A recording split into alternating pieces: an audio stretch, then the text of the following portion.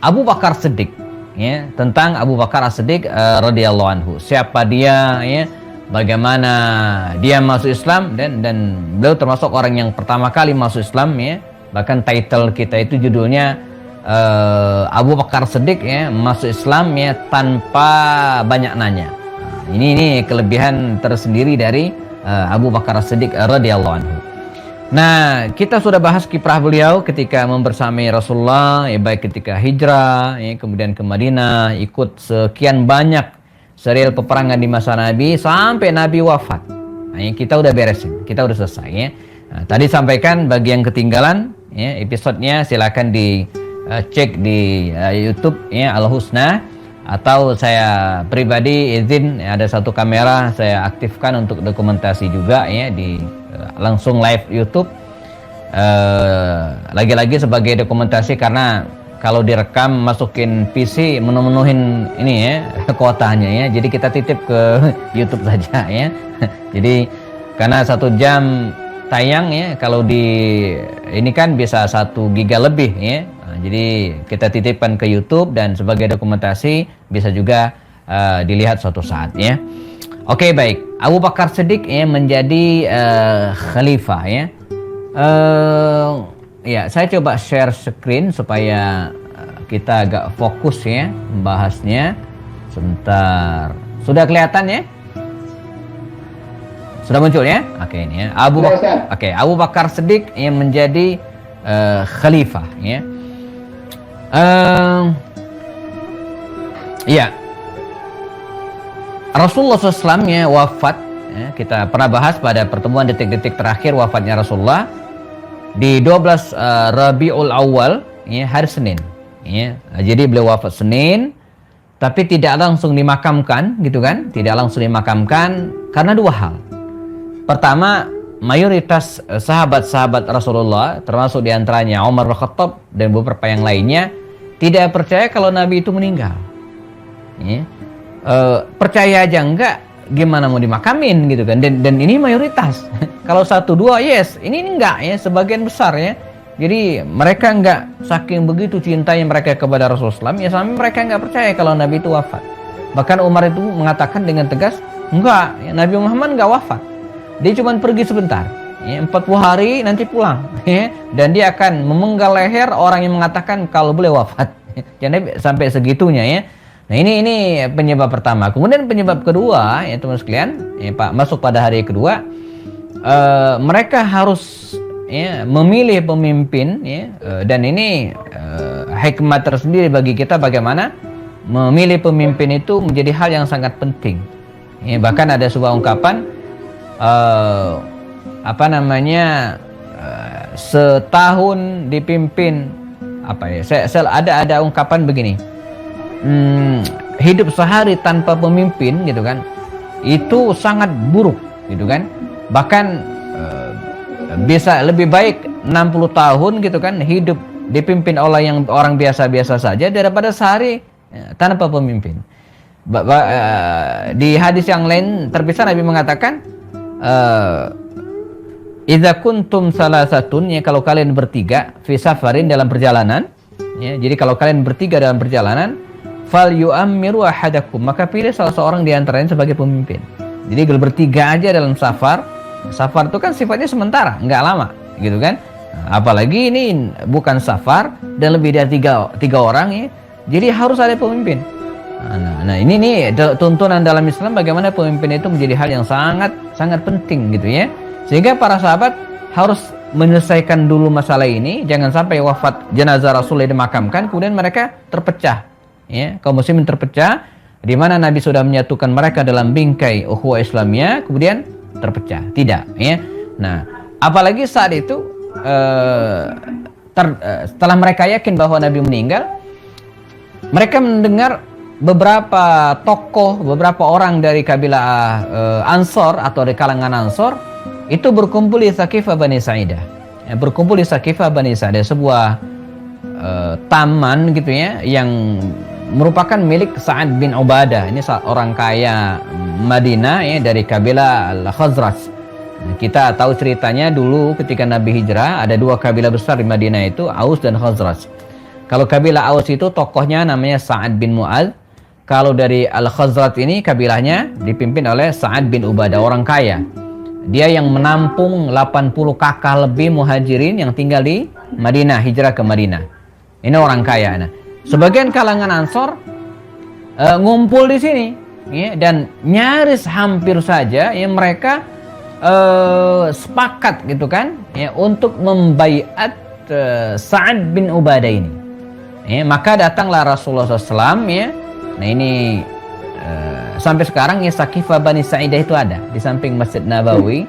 Ya, jadi kalau kita ini masjid misalnya, maka sebelah kanan itu nanti nyebrang jalan ada taman ini, ya. Ini ada tulisannya mana? Nah ini Saqifah Bani Sa'idah. Ya, ini taman. Saya ambil kapan itu agak lama, ya. Sampai sekarang masih ada dan biasanya dibuka, kita bisa masuk ke tempat ini dan difungsikan betul-betul sebagai taman. Jadi kalau kita lihat seperti ini, dia seperti bukan di Madinah, padahal ini di Madinah, ya, samping Masjid An-Nabawi, tidak jauh dari Masjid Nabawi. Nah disinilah para sahabat Ansor itu kumpul, ya, dan hampir sepakat untuk mengangkat Sa'ad bin Ubadah. Nah, mendengar hal itu, maka kalangan muhajirin akan datang, ya, dan karena kepemimpinan itu dari Quraisy, ya, khawatir terjadi kekisruhan, ya, konflik, maka akhirnya mereka hanya mengutus 3 orang, Abu Bakar Siddiq, lalu kemudian Umar bin Khattab, lalu kemudian satu lagi Abu Ubaidah ibn Jarrah. Ya, 3 tokoh ini datang ke tempat ini dan kemudian terjadilah diskusi agak alot, agak sempat bersitegang gitu, ya. Apalagi Umar bin Khattab dengan Khabbab bin Munzir waktu itu sampai muncul kalimat udah kalau begitu, ya, minkumul amir wa minnal amir. Udah, dari kalian ada pemimpin, kami ada pemimpin. Sampai ini udah mau pecah gitu, ya. Udah mau pecah kaum muslimin, ya. Maka dengan suaranya yang lembut, ya, setelah sebelumnya Abu Bakar ini menenangkan kaum muslimin tentang wafatnya Rasulullah, kata dia, ya ma'syaral ansor, katanya, wahai teman-teman Ansor sekalian, ya, kalian tahu bahwa kami datang dari Mekah ke Madinah ini, siapa yang membantu kami? Hatta sampai, ya, Allah menamakan kalian dengan Ansor, ya, karena kalian yang telah menolong kami, ya. Ansor itu kan artinya para penolong, ya. Muhajirin itu orang-orang yang hijrah. Jadi kalian yang telah menolong kami, memberikan tempat tinggal bagi kami, nah, dan kemudian mendukung dakwah Rasulullah SAW sampai memberikan segalanya. Jadi kata Abu Bakar, karena itu janganlah menjadi orang yang pertama kali gitu kan mencerai-beraikan umat ini. Ya, ini ungkapan Abu Bakar Siddiq. Di hadapan kita ada 2, ya, tokoh Quraisy, orang dekat Rasulullah SAW, minas sabiqin al-awwalin, termasuk orang-orang yang di awal-awal masuk Islam. Nah, di samping kita ada Umar bin Khattab dan ada Abu Ubaidah bin Jarrah. Kita pilih di antara 2 orang ini, kita angkat mereka sebagai pemimpin pengganti Rasulullah. Ya. Kata Abu Ubaidah bin Jarrah, "La, tidak ya Abu Bakar. Ya, Anda lebih berhak. Karena Anda lah yang telah mengganti imam, ya, menggantikan Rasulullah sebagai imam ketika beliau wafat, menjelang wafat, ya. Andalah yang disebut Al-Quran sebagai Tsaniyasnaini fil Ghar, yang orang kedua, ya, menemani Rasulullah di Gua Thur ketika Nabi hijrah, dan beberapa keutamaan lainnya, ya, maka ubsut yadak, ulurkan tanganmu, ya, nubayyuka, kami akan membaiatmu. Maka, ya, Abu Ubaidah ibn Jarrah mengulurkan tangannya, kemudian Abu Bakar juga mengulurkan tangannya dan dibaiat Abu Bakar Siddiq, ya, menyusul Umar bin Khattab, menyusul para sahabat Ansor yang lain, dan lalu kemudian setelah itu Abu Bakar As-Siddiq dibawa ke Masjid Nabawi dan berlangsunglah al-bai'at al-amah, bai'at umum, ya, mengambil sumpah setia Abu Bakar As-Siddiq sebagai pemimpin mereka. Dan hampir hampir semuanya hari itu setuju membai'at Abu Bakar As-Siddiq, ya. Beberapa orang yang tertinggal bisa jadi karena tidak di lokasi atau karena kondisi yang lainnya, tapi kemudian menyusul. Misalnya ada beberapa tokoh, misalnya Sa'ad bin Ubadah, itu tidak langsung membaiat walaupun dia tidak memberontak.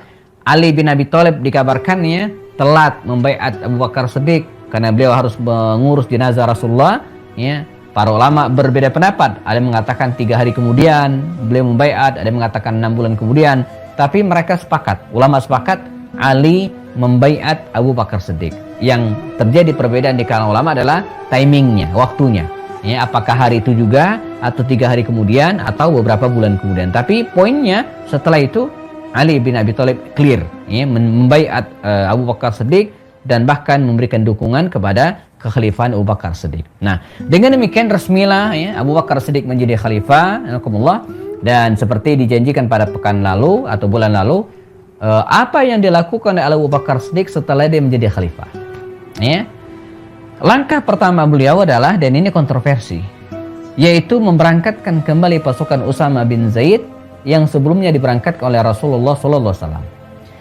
Jadi beberapa hari sebelum meninggal, ya, Nabi membentuk pasukan, ya, karena mereka mendengar bahwa pasukan Romawi akan menyerang Madinah. Maka dibentuklah pasukan dan diberangkatkanlah dengan panglima muda, ya, Usama bin Zaid. Usama bin Zaid ini jamaah adalah putra dari anak angkat Rasulullah, Zaid bin Harithah. Zaid bin Harithah ini menikah dengan Ummu Aiman, pengasuh Rasulullah, Barakah bintu Sa'labah namanya, dan dulu mengasuh Rasulullah ketika ibunya meninggal. Ketika dia diasuh oleh kakeknya, maka Nabi diasuh oleh Ummu Aiman. Terkenal sekali Ummu Aiman, pengasuh Rasulullah, hadinatul Rasul. Dari pernikahan Ummu Aiman dan Zaid bin Harithah ini, Zaid bin Harithah ini wafat di perang Mu'tah, pernah kita bahas ya. Maka lahirlah Usama bin Zaid. Nah, ini orang dekat Rasulullah, Habibi Rasulullah, ya, anak kekasih Rasulullah sallallahu alaihi wasallam, ya. Walaupun usianya waktu itu belum genap 17 tahun, baru 16 tahun sekian, ya, tapi dialah yang diangkat oleh Rasul menjadi panglima perang dan kemudian diberangkatkan. Ya. Nah, ketika mendengar baginda Rasul wafat, pasukan ini balik lagi ke Madinah. Lalu terjadilah proses baiat Abu Bakar Siddiq, dan Nabi pun pada hari Selasa malam dimakamkan, ya, dan beberapa hari kemudian Rasulullah memberangkatkan kembali pasukan ini. Ya. Nah, para sahabat Nabi pada waktu itu banyak sekali yang menyangkal, tidak setuju. Nah, logika mereka begini, ini Nabi baru wafat, bahkan makamnya pun belum kering, belum lama, ya. Kok malah memberangkatkan pasukan ke medan perang? Ya, mbok ya tunggu beberapa bulan dulu. Ini sanggahan pertama, ya, atas program Abu Bakar Siddiq. Jadi mereka menganggap Rasulullah belum lama meninggal dunia. Yang kedua adalah panglimanya itu adalah Usama bin Zaid, anak muda. Nah, ini dua hal ini yang kemudian membuat kontroversi. Yang pertama, ya, Abu Bakar Siddiq relatif gampang meyakinkan para sahabat.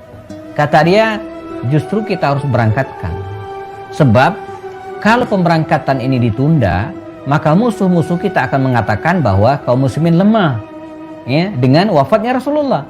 Ini logika politik yang sangat cerdas. Jadi mereka tahu bahwa Usama bin Zaid tadinya berangkat, kemudian karena Nabi wafat, kemudian ditarik lagi. Nah, kalau tidak diberangkatkan lagi, ketahuan banget, ya, secara pandangan umum bahwa kaum muslimin lemah. Nah, maka akhirnya mereka sepakat. Masalah yang kedua adalah panglimanya. Apa harus Usama bin Zaid? Bukankah di antara mereka ada Khalid bin Walid, ada Umar bin Khattab, ada Abu Ubaidah ibn Jarrah, dan tokoh-tokoh senior pada waktu itu masih hidup semua. Ya, masih ada semua. Ada Sa'ad bin Abi Waqqas, perang yang luar biasa, ya. Nah, kenapa harus anak muda yang usia 16 tahun ini? Bahkan Umar waktu itu ngotot, ya Abu Bakar, gimana ini? Ya, oke, sepakat kita berangkatkan, ini alasannya tadi. Tapi mbok ya jangan Usama, ini anak muda, banyak yang lain. Tapi jawaban Abu Bakar luar biasa. Ini sebentuk keimanan, sebentuk kecintaan kepada Rasul SAW. Ya Umar, wahai Umar, ya, bagaimana mungkin saya mencopot, mengganti panglima yang diangkat oleh Rasul? Luar biasa gitu kan. Jadi yang ngangkat Usama ini bukan saya, Nabi yang mengangkat. Masa saya nyopotnya? Masa saya berhentiinnya gitu kan? Apa bedanya antara Nabi hidup dengan tidak? Justru sama aja gitu kan. Akhirnya mereka tidak bisa menjawab dan diam gitu kan. Dan berangkatlah pasukan Usama bin Zaid. Nah, ini menunjukkan sebuah dalam kepemimpinan itu dengan kemampuan leadership gitu kan. Sikap tegas seorang pemimpin itu betul-betul diperlukan pada saat-saat genting seperti ini. Nah, jadi ketegasan seorang pemimpin itu ya justru dibutuhkan ketika kondisi-kondisi yang sangat genting seperti yang dialami oleh Abu Bakar saat itu ya. Nah, ini yang harus kita teladani, poin yang penting dari kepemimpinan Abu Bakar Siddiq yang awalnya barangkali banyak yang khawatir. Karena Abu Bakar ini orangnya lembut ya. Dalam berbagai perbedaan pendapat dia sering mengalah. Bahkan Nabi pernah mengkomparasi ya, kalaulah Omar itu seperti Nabi Musa alaihissalam yang galak, kemudian tegar, gagah gitu ya. Tapi Abu Bakar kata Rasul, anta ka Harun, seperti Nabi Harun yang lembut, lunak, sopan santun luar biasa. Tapi ketika dia menjadi pemimpin, ya, itu semua berubah. Nah, muncul sikap tegas dan kemampuan leadership yang luar biasa. Ini program pertama dan diberangkatkan dan belakangan mereka memenangkan peperangan melawan pasukan Romawi. Ya. Baik. Nah, PR yang berikutnya, begitu Nabi meninggal dunia, ya, maka mulailah muncul pemberontakan-pemberontakan dan awalnya atau diawali dari pemurtatan, artinya mereka keluar dari Islam. Nah, umumnya ya mereka yang murtad ini, membangkang ini ya, dikarenakan 3 hal ya. Pertama, full keluar dari Islam. Ya, jadi membangkang betul-betul, menyatakan diri ya, terang-terangan keluar dari Islam. Ya, baik tidak beragama lagi atau mengatasnamakan agama baru. Ya, tidak mau berzakat ya, dan tidak mau sholat. Ini inti gitu kan. Kalau puasa itu kan sifatnya tahunan ya. Tapi 2 hal ini, sholat dan zakat gitu kan, ini hal yang sangat penting dalam ajaran Islam ya. Nah ini sosok seperti ini ada. Jadi mereka bukan hanya keluar dari Islam, bahkan mengaku ada ajaran baru. Nah, contohnya adalah Musailam al-Kadzab. Nah, Musailam al-Kadzab ini gitu kan, dia mengaku dirinya nabi juga gitu ya, dan tidak mau sholat, tidak mau bayar zakat, dan dia menyatakan diri keluar dari barisan kaum muslimin. 1. Yang kedua ya, ada kelompok yang masih mengakui Islam gitu kan, tapi tidak mau sholat dan mau bayar zakat. Nah ini aneh emang gitu ya. Misalnya tokoh yang namanya ini ya, Tulayha bin Khuwailid. Jadi Tulayha bin Khuwailid ini dari kabilah Bani Asad, dia tidak mau bayar, dia tidak mau sholat. Jadi sholat itu katanya merendahkan derajat manusia. Bagaimana mungkin kita yang mulia seperti ini ya harus nundukkan badan kita ya, bahkan nunduk saja itu merupakan suatu penghinaan dalam diri manusia, izzah manusia. Apalagi sampai nyungsep sujud. Dia nggak mau sholat. Kalau zakat ya dipaksa ya maulah dia ya bayar, tapi sholat nggak mau. Ya. Nah yang ketiga, ada orang yang sebaliknya. Ya. Kalau Tulayha bin Khuwailid itu pada titik terakhir dia nggak mau sholat dan mau bayar zakat. Nah ada orang yang sebaliknya, dia teman sekaliannya mau sholat tapi tidak mau zakat. Ya. Sosok ini adalah Malik bin Nuwairah. Jadi Malik bin Nuwairah itu ya, ketika diperangi oleh Khalid bin Walid, dikejar oleh Khalid bin Walid, lalu kemudian dia takluk, tunduk dan ditawan. Diikat tangannya ke belakang dan kemudian diadili oleh Khalid. Ya Malik, wahai Malik. Ya. Ma ra'yuka anis shalah katanya kan. Bagaimana menurut Anda tentang salat? Kata Malik bin Nuwairah ini ya, in amartumuni bis shalah usolli. Ini dia bahasanya ya. Kalau kalian minta saya sholat, ajak saya sholat. Kata Khalid, kalau begitu nggak ikhlas dong, katanya gitu kan. Ikhlas itu urusan saya, itu urusan hati gitu kan. Nggak bisa dinilai oleh manusia. Itu kan urusan saya dengan Allah gitu kan. Nah, ini alasan. Intinya dia mau sholat. Wa ma ra'yuka aniz zakah? Bagaimana tentang zakat? Kata Khalid bin Walid. Kata dia, wa amma ma tusamuna biz zakah? Apa yang kalian tersebut dengan zakat itu? Katanya, jawaban saya begini. Ya. Al-malu mali, harta adalah harta saya dan tidak saya akan berikan kepada siapapun. Intinya dia nolak zakat. Ya, maka Khalid memberikan isyarat dan isyarat itu kemudian dipahami oleh staf anak buahnya dan kemudian dia dieksekusi, dibunuh. Ya. Nah, kembali ke kisah Abu Bakar Siddiq.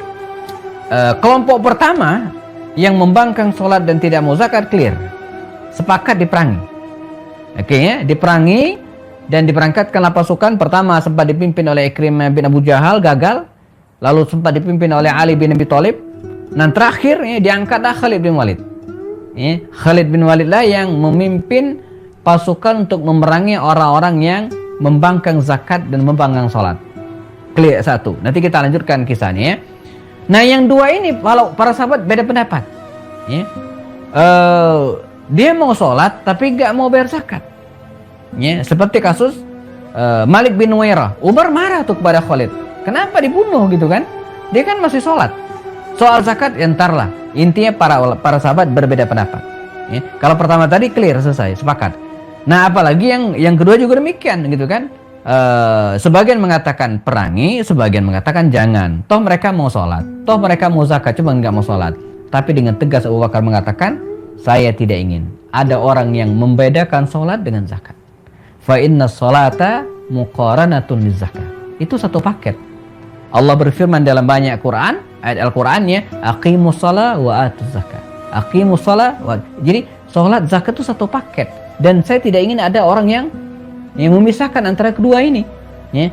Andai kalian tidak ada yang mau memerangi orang-orang yang membangkang sholat atau membangkang zakat, salah satu di antaranya ya, saya akan berangkat sendirian. Maka kembali dengan sikap tegasnya, ya, mereka ini kemudian diperangi. Ketika mereka berhasil dikalahkan, seperti Tulaihah bin Khuwailid ini akhirnya ditangkap, lalu kemudian diadili. Dia sempat melarikan diri ke Syam tuh, dikejar, lalu kemudian di sana dia melakukan perenungan dan akhirnya dia kembali ke Madinah, kembali ke Makkah dan kemudian melaksanakan haji dan bertaubat. Ya, justru dia menjadi sangat baik keislamannya setelah Abu Bakar wafat.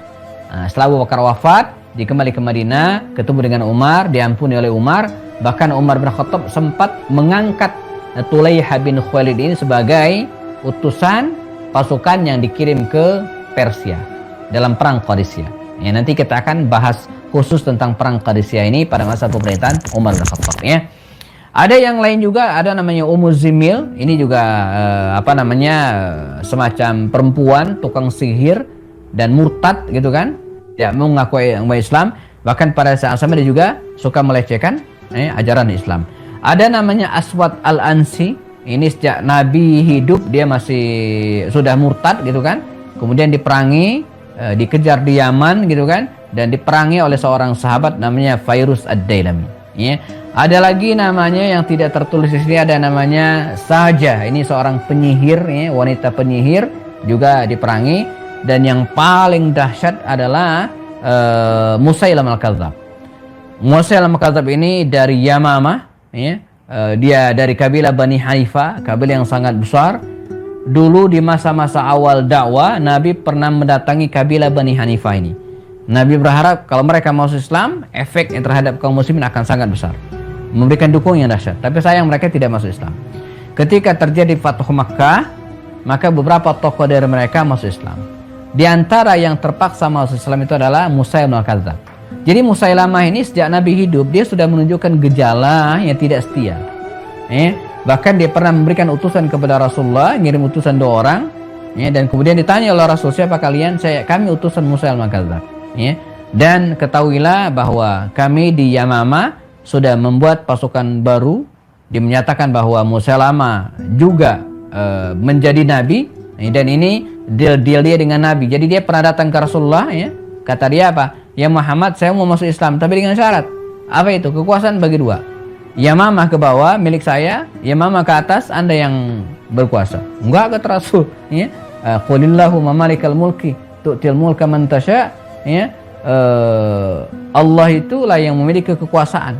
Tu'til mulka man tasya. Dia akan memberikan kekuasaan kepada orang yang dikehendaki. Wa tanzi'ul mulka mimman tasya, dan akan mencabut dari orang yang enggak. Jadi saya enggak berhak, kata Rasul, untuk membagi-bagi kekuasaan ini, ya. Itu al-mulku lillah, ya, kuasa. Oh, kalau begitu kata Musailamah, oke deh. Ya, kalau Anda meninggal saya jadi nabi, katanya.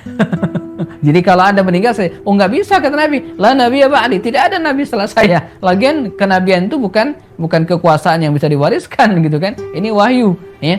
Nah, karena itu sejak Nabi hidup dia sudah mulai membangkang. dia pernah mengirim utusan ke Rasulullah dan menyatakan bahwa dia seorang yang juga berhak mendapatkan kenabian. Maka kata Nabi kepada utusan ini, apakah kalian berdua ikut ajaran Musailamah yang sesat itu? Kata utusan ini, iya, kami ikut ajaran mereka. Wallahi, demi Allah, kata Rasul, andai kami tidak dilarang membunuh utusan, laqataltuhuma. Ya, laqataltuhuma. Sungguh saya akan membunuh kalian. Tapi nggak boleh. Membunuh utusan itu nggak boleh. Walaupun dia musuh, mesti maki-maki, tetap tidak dibolehkan. Ya. Nah, karena itu di masa Abu Bakar Siddiq, dia dengan gagahnya, dengan pongahnya, full keluar dari Islam dan menyatakan kekuasaan terpisah. Dan ini tidak bisa dibiarkan. Maka puncaknya Abu Bakar segera mengirim pasukan besar dipimpin oleh Panglima Besar Khalid bin Walid.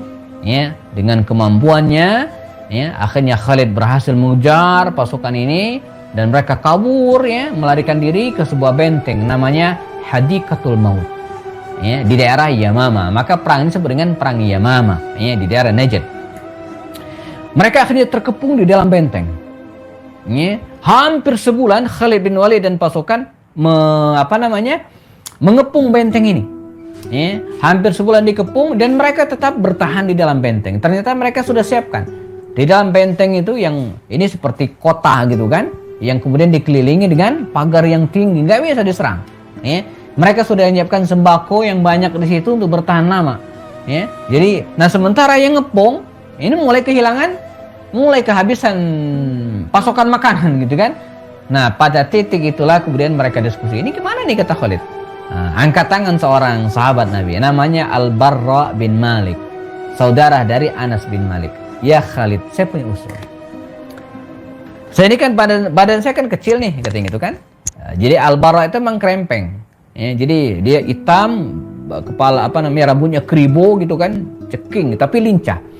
Katanya badan saya kan kecil. Lemparkan saya, maksudnya dari luar. Ya, ini kalau kemudian kita ibaratkan ini benteng, dinding benteng gitu kan. Lemparkan saya di luar, ya, sehingga saya bisa masuk ke dalam dan berdekat dengan pintu. Biar saya buka pintu dari dalam, biar pasukan kita bisa masuk. Wah, kata mereka, ini bahaya, bunuh diri namanya, ya. Ini namanya bunuh diri. Enggak, katanya kan. Lalu mereka mengatakan, mereka akan membunuhmu ya Al-Barra. Kata dia, enggak, ya, tapi saya akan bunuh mereka. Dasar Khalid gitu kan. Ide gila seperti itu disetujui sama dia. Kalau Umar nggak mungkin. Umar nggak akan setuju. Tapi ya Khalid, kata dia, go, katanya. Oke. Maka dibuatkanlah tangga dari luar, ya, berkata dengan pintu gerbang mereka. Naiklah Al-Barra bin Malik ke atas. Begitu sampai ke atas, dia terjun ke bawah. Salah satu tangannya memegang pedang, ya, menangkis serangan orang-orang yang ingin menghalanginya. Sementara tangan satunya membuka pintu gerbang. Dan begitu pintu di gerbang dibuka, laksana air bah kaum muslimin yang berada luar segera menyerbu masuk ke dalam, dan itulah puncak kekalahan Musailamah al-Kadzdzab. Ya, dia terbunuh dalam perang tersebut di tangan seorang Wahsy bin Harb. Ya, seorang yang dulu pernah membunuh Hamzah bin Abdul Muttalib dalam perang Uhud. Hari itu dengan tombak yang sama yang digunakan untuk membunuh Hamzah paman Nabi, sekarang digunakan untuk membunuh musuh Allah Musailamah al-Kadzdzab. Maka selesailah tugas Abu Bakar Siddiq mengamankan internal kaum muslimin dan saatnya melakukan ekspansi. Jadi melakukan ekspansi keluar, menyebar para dai, dan mereka pun segera berhadapan dengan pasukan Romawi. Ya. Dan kaum muslimin diutus ke berbagai wilayah sampai pada titik, ya, sampai akhirnya mereka berada pada tiga atau 4 titik. Amr bin As, ya, sudah mau masuk ke Palestina. Syurahbil bin Hasanah, ya, itu sudah mau masuk ke daerah Yordania hari ini. Yazid bin Abu Sufyan, ya, ya, diutus untuk menaklukkan Damaskus, Suriah. Ya. Sementara Abu Ubaidah ibn Jarrah lebih tinggi lagi ke daerah Antioquia namanya, Syria bagian utara. Dan diserahkanlah pimpinan tertingginya kepada Abu Ubaidah ibn Jarrah, ya, dari 4 titik ini, ya. Nah, saat itulah pasukan Romawi, ya, di bawah panglimanya Theodor namanya gitu kan, berkekuatan 240.000 orang, ya, bergerak dari Damaskus Suriah menuju ke Madinah Al-Munawwarah. Sementara kaum muslimin terpecah ke berbagai wilayah. Ada di Palestina, ada Yordania, ada yang bahkan sudah masuk ke Damaskus, bahkan Abu Ubaidah paling berada di bagian utara ya, di Antioquia ya. Sementara pasukan Romawi ini sudah bergerak menuju ke Madinah. Ya. Maka mendengar hal ini ya, Abu Bakar Siddiq ya, dari kejauhan segera mengendalikan pasukan. Ya. Kata Abu Bakar Siddiq, kita cegat mereka di lembah Yarmuk. Hari ini masuk wilayah Yordania, lembah Yarmuk, gitu ya. Nah, saya instruksikan kata Abu Bakar Siddiq agar semua pasukan yang berada di berbagai wilayah tadi untuk ngumpul semua di Yarmuk. Baik Amr bin As, Surahbil bin Hasan, atau Yazid bin Abu Sufyan, bahkan Abu Ubaidah sendirinya, ngumpul semua, balik semua ke Yarmuk. Dan satu lagi yang terpisah, Khalid bin Walid. Khalid bin Walid waktu itu sedang berada bersama dengan pasukan di daerah Irak. Nah, di sebuah tempat namanya Hirrah. Ini sebuah kota di Hirrah ya, dan relatif jauh dari Yarmuk. Nah, ya, mereka akhirnya diskusi di Madinah. Ya, di situ ada Umar Al-Khattab, ada Abu Bakar Siddiq, ada siapa? Sa'ad bin Waqqas, Abdurrahman bin Auf, Utsman bin Affan, dan tokoh-tokoh yang lainnya. Ali bin Abi Thalib juga tidak ikut perang, berada di Madinah.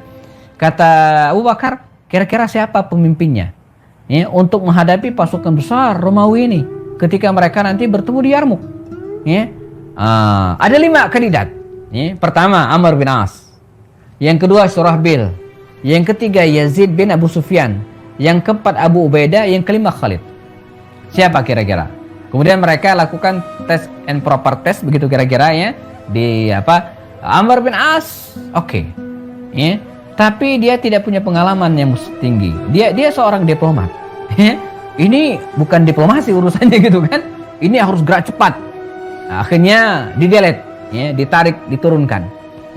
Surahbil bin Hasan, kira-kira kemampuannya kalau diplomasi masih di bawah Khalid, masih di bawah Amr. Tapi kemampuan perangnya dia belum pernah memimpin pasukan yang besar. Akhirnya dicoret juga. Yazid bin Abu Sufyan ya sama lah dengan Surahbil, nggak jauh beda. Akhirnya tinggal 2. Ya. Apakah Abu Ubaidah ibnu Jarrah atau Khalid bin Walid? Umar waktu itu ya usul Abu Ubaidah dengan pertimbangan. Pertama, Abu Ubaidah ini lebih senior. Sejak zaman Nabi sudah sering memimpin pasukan. Ya. Dia tidak neko-neko, taat luar biasa kepada Rasulullah. Orangnya polos, ya. Jadi dengan berbagai pertimbangan ini dia tidak takut mati. Itu penting gitu ya. Kata Umar. Dia bahasa Umar begini, la yahummuhu dunya. Dia enggak pernah ngurusin dunia. Ini la yahummuhu, dia enggak pernah mementingkan dunia. Wala yahummuhu sultan. Dan dia tidak pernah mementingkan kekuasaan. Saya usul Abu Ubaidah sebagai panglima. Kata Abu Bakar, kalau saya usul malah Khalid katanya. Khalid bin Walid. Khalid bin Walid ini dia sudah punya pengalaman memimpin perang berbagai peperangan. Ya, perang Mu'tah dia menyelamatkan pasukan kaum muslimin. Sejak zaman Nabi, bahkan sebelum masuk Islam sudah terkenal sebagai panglima perang. Dan kelebihan Khalid ini kata dia, dia bisa sabar, ya, sesabar singa menunggu mangsanya. Tapi dia bisa cekatan, kata dia, seperti elang yang kita lihat filosofi elang dari atas ketinggian dengan cekatan dia menyerobot mangsanya gitu kan. Jadi kalau bahasanya beliau itu dia tegaan gitu kan, beda dengan yang lain. Saya usul Khalid. 2, imbang. Tapi karena khalifahnya Abu Bakar, maka Abu Bakar yang memutuskan. Maka dipilihlah Khalid. Dipilihlah Khalid.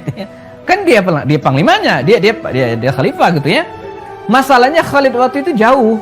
Ada di Hira. Ini punya kisah yang menarik gitu ya. Saya nggak tahu pernah ceritakan atau belum, tapi saya akan ulang dan detilkan ya. Jadi dikirimlah surat ke 5 tempat tadi itu. Ini dikirim ke Amr bin As, Surahbil bin Hasan, Yazid, Ubaidah, ngumpul semua di Yarmuk. Ini dikirim ke Khalid. Ya. Khalid bin Walid menerima surat Abu Bakar Siddiq. Instruksinya 2. Ya. Ilhaq, bergabunglah dengan jais, dengan pasukan bil Yarmuk, di Yarmuk. Ya. Dan gantikan Abu Ubaidah sebagai panglima perangnya. Anda saya angkat sebagai panglima perang, kata Abu Bakar dalam suratnya itu ya. Dan segala gerakan pasukan Anda pindahkan dari Hira menuju ke Yarmuk. Waktu tidak banyak.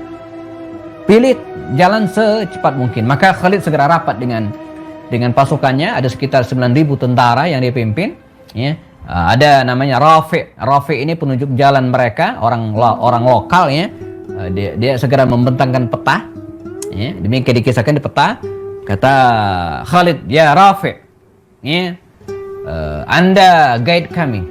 Coba cari posisi jalan yang paling cepat dari Hirrah Irak ini menuju ke Yarmuk. Mana paling cepat? Kata dia, normalnya ya Amir, wahai Panglima, kita butuh 18 hari perjalanan. Jadi dari Hirrah menuju ke Yarmuk itu normalnya jalan umum gitu kan, yang biasa itu 18 hari. Nah, tidak normalnya gitu kan, kira-kira 12 harian atau paling cepat 10 hari. Paling cepat, ya. Tapi bahaya, kemungkinan kita akan dihadang musuh, ya.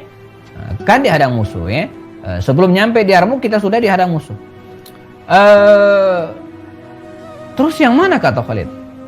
Ya, nggak ada lagi, kata gitu kan. Coba engkau ingat, kata Khalid, mungkin masih ada.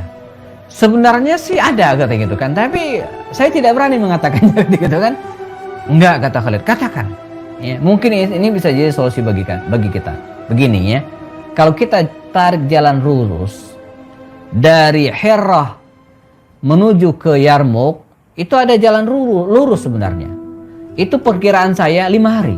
Wah, ini nih katanya. Ini 5 hari, jauh banget. 18 hari jadi 5 hari gitu kan. Mantap ini. Tapi apa, kata Khalid? Selama 5 hari perjalanan itu kita akan membelah padang pasir Sahara. Tidak ada perkampungan. La ma'a fiha wala kala. Itu bahasa hadisnya, ya. La ma'a fiha wala kala. Tidak ada setetes air pun dan bahkan tidak ada rumput. Padang pasir blank sama sekali. 5 hari 5 malam. Waduh, ini ganas gitu, ya. Kata Khalid, saya putuskan kita tempuh jalan ini. Wah, makanya belakangan kan Umar mengatakan ketika mendengar kisah ini, ya laha minal Khalid. Wah, Khalid ini keterlaluan gitu kan. Dia ingin membunuh pasukannya, kata Umar, ya. Mungkin dia sanggup, tapi pasukannya belum tentu. Maka dibuatlah strategi, mereka mengumpulkan unta-unta mereka dan untanya dibagi. Nah, saya lupa hitungannya, tapi yang jelas mereka perkirakan 5 hari itu tidak ketemu air, ya. Berapa sehari harus disembelih berapa ekor unta itu mereka suruh minum yang banyak, ya. Punuknya dipenuhin, Pak, penuhin gitu kan, dan mereka pun bergerak. Hari pertama lewat, mereka sembelih sekian ekor unta, bertahan. Hari kedua, hari ketiga, hari kelima untanya habis. Nggak ada lagi yang bisa disembelih gitu kan, jadi stoknya udah habis. Kata Khalid, ya Rafi', ya, katanya setelah 5 hari perjalanan kita akan ketemu air. Mana airnya ini? Kok nggak ada gitu kan? Ini masih padang Sahara ini. Mana airnya? Kata Rafi', iya ya, katanya. Ini dulu tempat main saya dan bapak saya. Bapak saya suka ngajak saya ke tempat ini dulu. Di sini banyak air dulu, gitu kan? Sekarang nggak ada lagi. Sekarang nggak ada lagi. Waduh, kata Khalid, ini benar-benar, ya. Nah, tapi saya ingat kata almarhum bapak saya, kata Rafi', ini dia orang lokal, orang situ.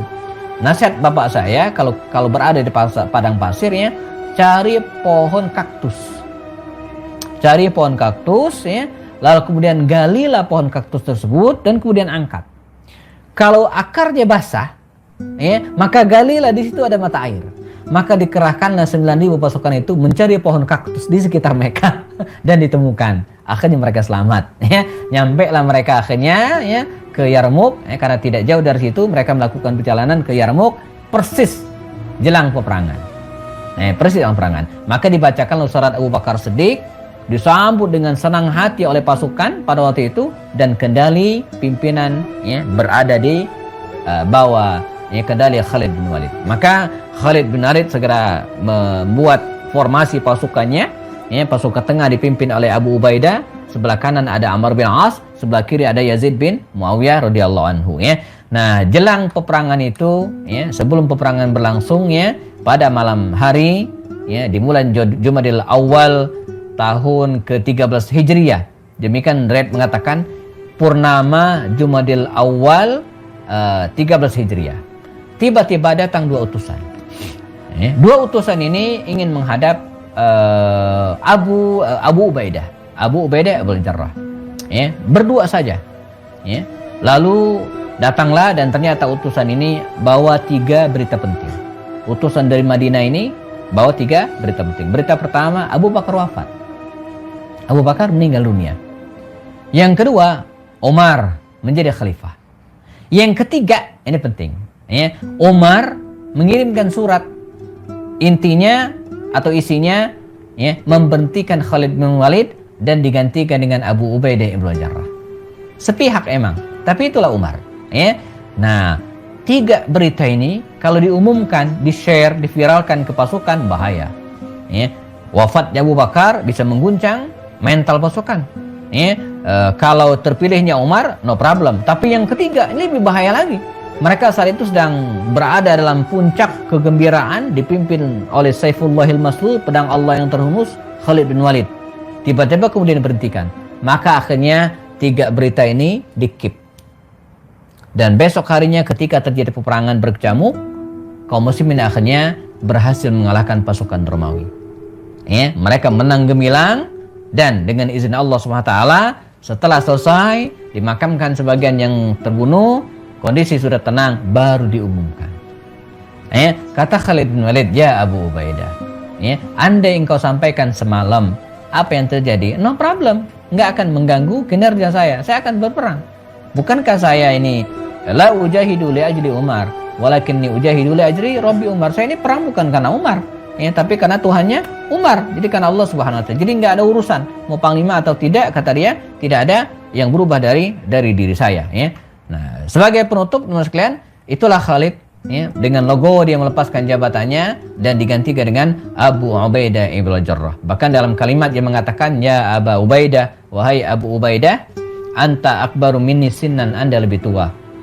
Wa aqdamu minni islaman, lebih dulu masuk Islam.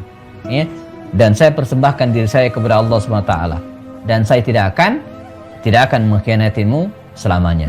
Walan ukhalifaka abadan. Walan ukhalifaka abadan. Saya tidak akan pernah menyelisihi Anda sedikit pun. Lalu kemudian dia mencium kening Abu Ubaidah. Sebaliknya Abu Ubaidah juga mencium kening Khalid bin Walid dan kemudian mengatakan, ya Aba Sulaiman, wahai bapaknya Sulaiman. Ini panggilan untuk Khalid. Kata Abu Ubaidah apa? Walan nukhattit walan nudabbir illa bi ra'yik. Kami tidak akan pernah membuat perencanaan strategi perang dan tidak akan pernah melaksanakannya illa bi ra'yik, kecuali minta pendapat Anda lebih dulu. Ini luar biasa. Peralihan kepemimpinan yang sangat soft. Tidak ada gejolak sama sekali. Belakangan muncul gejolak bukan dari Khalid, tapi dari anak buahnya yang memprotes Umar bin Khattab radhiyallahu anhu. Dengan demikian Abu Bakar Siddiq wafat, beliau meninggal dunia, dikisahkan wafat hari Senin 21 Jumadil Akhir. 21 Jumadil Akhir. Saya ralat tadi bukan Jumadil Awal tapi Jumadil Akhir. Mereka masuk bulan Rajab, setelahnya di bulan Agustus pada usia 63 tahun. Dia dimakamkan di samping Abu Bakar Siddiq radhiyallahu anhu. Di samping Rasulullah SAW, di kamarnya Aisyah. Nah, sebelum wafat, sebagai penutup, dia sudah menjajaki beberapa orang untuk mencari pengganti khalifah setelahnya. Dari obrolan, dari diskusi dengan beberapa orang, akhirnya berkata kepada Utsman bin Affan, ya Utsman, uktub liya wasiyatan, tulis surat wasiat. Intinya, kalau saya meninggal dunia, maka yang menjadi khalifah adalah Abu Bakar Siddiq. Maka ketika dia meninggal dunia, dibacakan surat tersebut dan resmilah Umar bin Khattab menjadi khalifah, pengganti Abu Bakar As-Siddiq radhiyallahu anhu, tanpa gejolak sama sekali. Karena tinggal dibacakan dan yang lain menerima surat wasiat tersebut diserahkan kepada Umar, tidak berbilang hari, langsung. Nah ini kisah tentang Abu Bakar Siddiq, teman-teman sekalian. 2 kali pertemuan kita bahas. Kita sempurnakan pada pertemuan besok atau pada pertemuan bulan depannya tentang keluarga Abu Bakar Siddiq. Ini menarik. Siapakah keluarganya, anak-anaknya, dan hikmah apa saja yang bisa kita ambil agar kajian tentang sosok Abu Bakar Siddiq ini lebih sempurna. Jadi kita akan bahas satu pertemuan lagi tentang Abu Bakar Siddiq ini tentang potret keluarganya. Saya sudah siapkan slide-nya, potret keluarga Abu Bakar Siddiq. Termasuk anak-anaknya siapa saja. Karena yang kita kenalkan cuma Aisyah sama Asma doang. Padahal ada putra-putri Abu Bakar Siddiq yang lain. Bahkan yang sangat terkenal juga ada yang namanya Muhammad bin Abu Bakar Siddiq. Yang dianggap terlibat dalam kasus tragedi terbunuhnya Utsman bin Affan. Kita akan bahas pada pertemuan berikutnya insya Allah. Jam di studio 8:30 hampir ya.